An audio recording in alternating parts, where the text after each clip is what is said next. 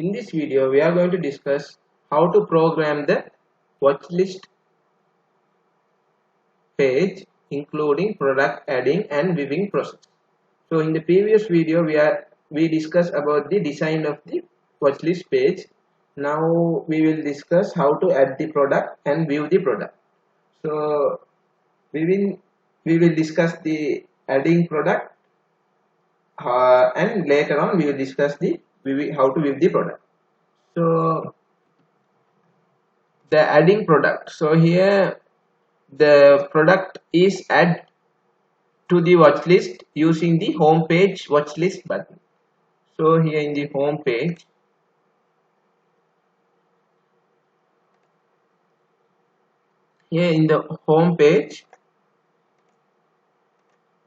the button add to watch list, the button here now, here see the home page, you can see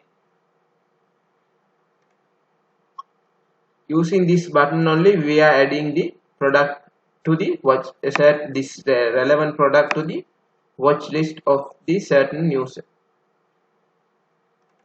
So here we have started a on click event, and the function, we have allocated a function add to watch list, and here we are sending the product's ID, because we to see which product is added to the watch list. So here we are sending product data's ID, parameter passing product details ID within the add to watch list function. Now we will see the add to watch list function.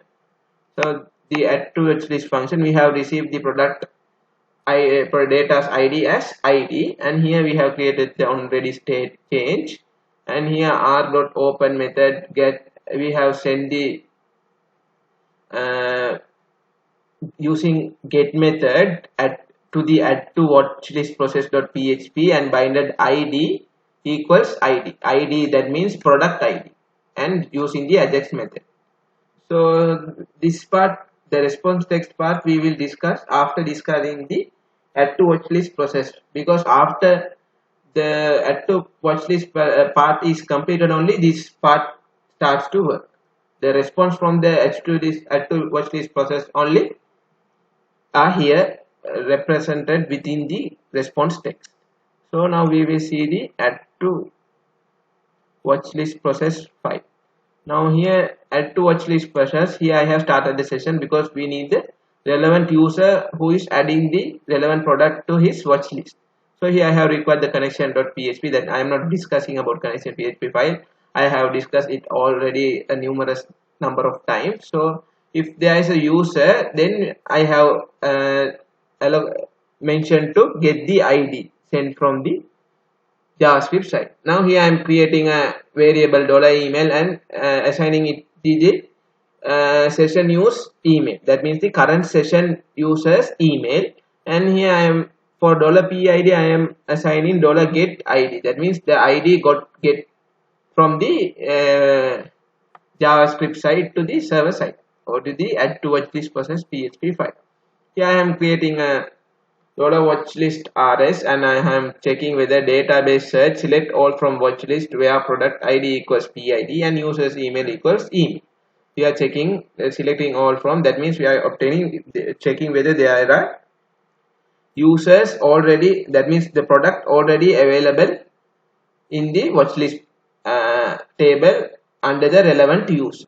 If the product is available under the relevant user in the watchlist table, and here $watchlist num, we are getting the number of rows from the $watchlist num variable. If watchlist num, if there is one row, then I am using watchlist data, I am getting the result set and removing one by one from the using the fetch SO. So here the watchlist data contains all the product ID and user's email of the watchlist table. If there are watchlist, now if there are results from the watchlist result from using the select query, if there are results, then within the watchlist data all the product ID relevant product with the relevant username is there within the watchlist data, and here I have created $list ID equals watchlist data's ID, and watchlist data's ID equals to $list ID. That means here I am getting the ID of the watchlist ID I am getting. Here after that I am creating a database function IUD and deleting the product which is already there in the so before adding this relevant product, if there is already, now here we are clicking now, if there is already that relevant product is already available in the watchlist table, first of all we are deleting it and inserting it to the watchlist. That means deleting the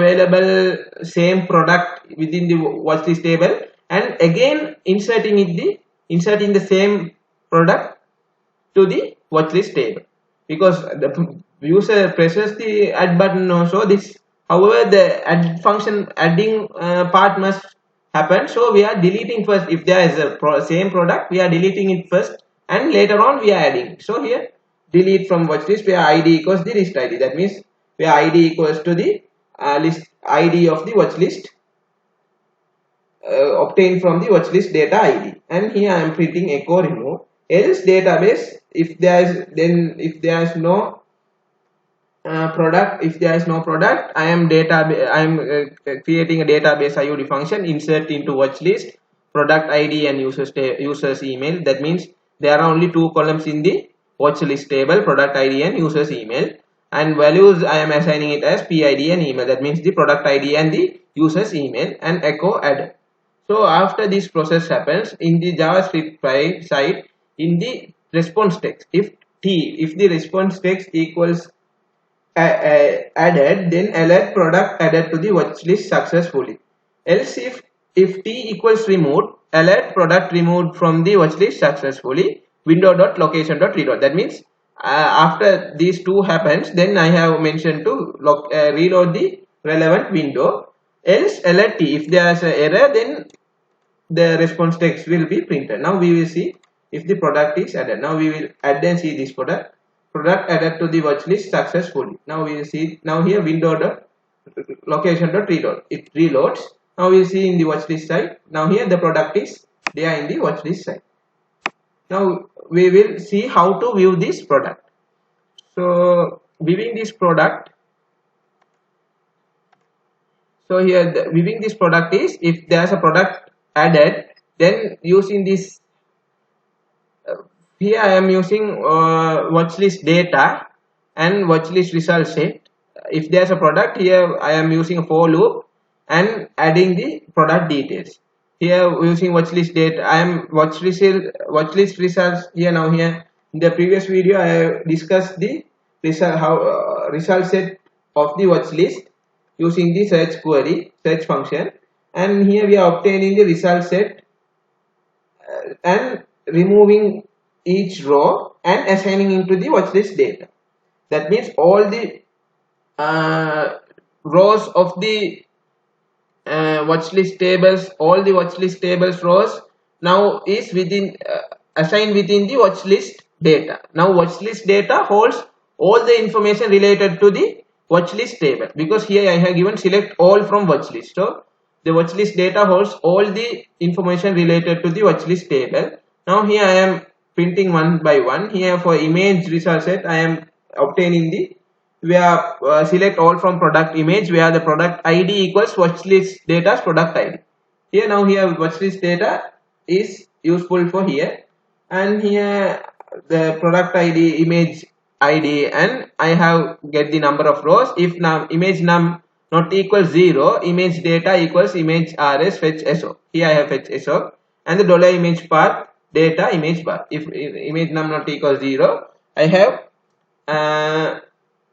image $image path, and here I have echoed the image path. That means only one image will be printed here, because here there is no for loop or something else. So if there is no image in the database, then there is a default image resources empty svg.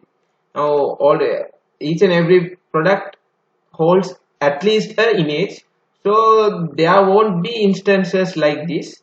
Sometimes there may be, according to my web application, e-commerce web application. As for now, I have added at least one image for every product according to my e-commerce web application. According to my application, my database. Here I have added at least one image for every product, and here I have get the result set from the product data, and here I have checked the ID where equals watch list data as product ID. Here I have now mentioned the color of the from the product given the condition where product data as color ID. Here I have obtained the condition, because here we need to show the color, condition, and the quantity and the seller information. So here we have echoed the color, obtain a color result set and echoed the color data, color name. Here also we have obtained a condition result set, and the same things only happens within those database result sets. So I am not discussing it in detail. I am slightly giving you an idea. So here also within the condition we are checking product data as condition ID and echoing the condition data as condition name. Here also we are echoing within the price, we are echoing product data as price, product data as quantity for items available, and as for seller we are obtaining the user result from the product table and not the product table, users table, and we are checking product data's user email. For condition we are checking the email equals product data's user email, and here we are echoing the user data's first name. Here now, by now add to cart. In the upcoming video we will discuss about this remove from watch list function, and that's how the product is viewed. Now see the color black, condition brand new, price the relevant price, quantity the relevant quantity, seller army. Now we will add another product and see.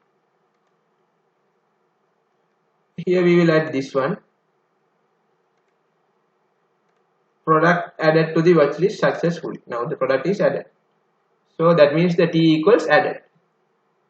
Now we will see in the watch list. Now see in the watch list, the color is black, condition brand new, price 375,000, seller Suhaib. Now we will take another product and also see. I will add this one also. Okay. Now we will see the watch list. Color black, condition used, price relevant price, quantity relevant quantity, seller Ashwa. So this is how we add the product and view the product in the watch list. So that's all for this video. Thank you. Have a nice day.